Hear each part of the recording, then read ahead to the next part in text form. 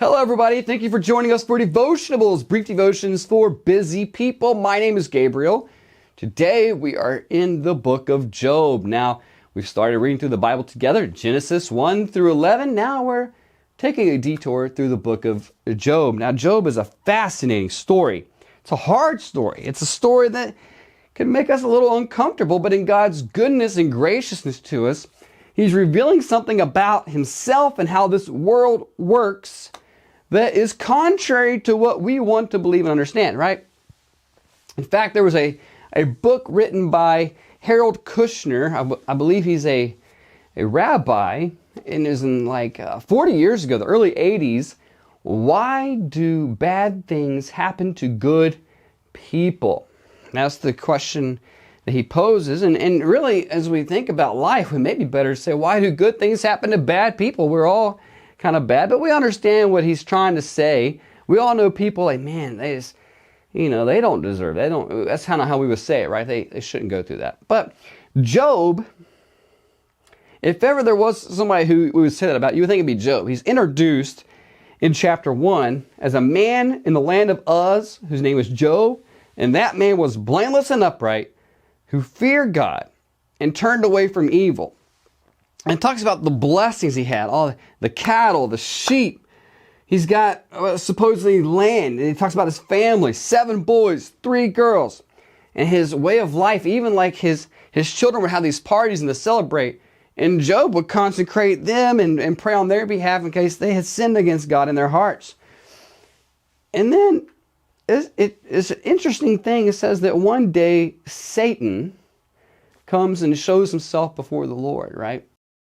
Satan, who Jesus describes in John 10 as the thief comes only to steal, kill, and destroy.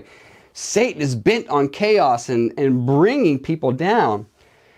And so there's exchange between God and Satan regarding Job, and God gives Satan permission to attack Job. Now, he's given some restrictions, and we see all these terrible things that begin to happen against Job's property, against his children, and eventually against his own body. But Satan is not allowed to kill him.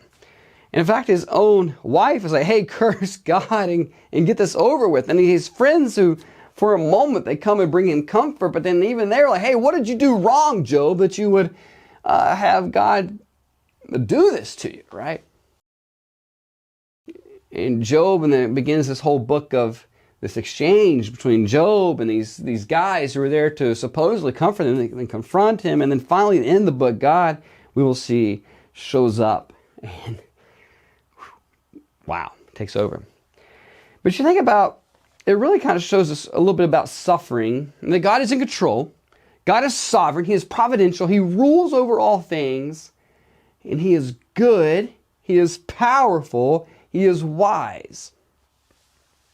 And there's always things happening behind the scenes that you and I, in the moment, we may not know why things are happening. But Job tells us God's in control. We can trust Him. When you think about suffering, nobody wants to sign up for suffering. It'd be kind of like sadistic in a sense. Like, oh yeah, I want to suffer. And yet for the people of God, there's a call to suffering, a call to suffer. In Psalm 119, the psalmist said, it was good that I was afflicted that I might learn your statutes.